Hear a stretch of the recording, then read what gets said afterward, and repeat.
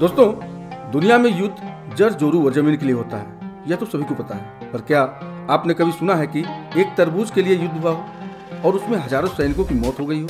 नहीं ना? तो आइए जानते हैं। भारतीय इतिहास में भी कई युद्ध लड़े गए हैं, जिनके बारे में कई कहानियां प्रचलित। इनमें अधिकतर जंग दूसरे राज्यों पर कब्जे को लेकर हुई है, लेकिन 1644 ईस्वी में एक युद्ध सिर्फ एक तरबूज के लिए लड़ा गया था। आज से करीब 376 साल पहले हुई इस जंग में हजारों सैनिकों की मौत हुई थी। दुनिया की यह पहली जंग है जो सिर्फ एक फल के लिए लड़ी गई थी। इतिहास में यह युद्ध मतीरे की डांट के नाम से दर्ज है। राजस्थान के कई इलाकों में तरबूज को मतीरा के नाम से जाना जाता है और राण का मतलब होता है लड़ाई।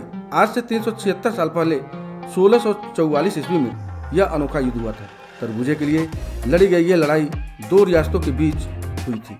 दरअसल उस दौरान बीकानेर रियासत के सिलवा गांव और नागौर रियासत के जाखड़िया गांव की सीमा एक दूसरे से सटी थी। इन रियासतों की आखिरी सीमा थे ये दोनों गांव।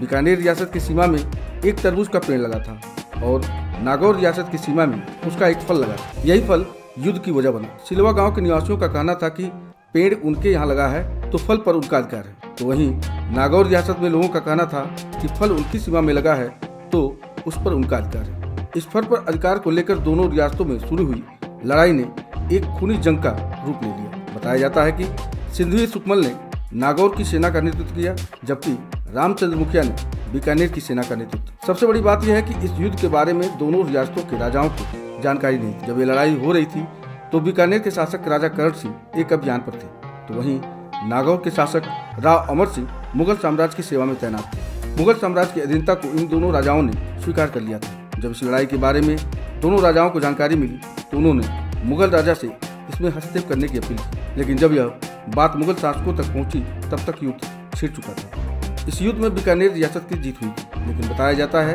कि दोनों तरफ से हजारों सैनिकों की मौत हो गई थी। तो कैसी रही है जानकारी, देखते रहिए। फैक्ट है जी।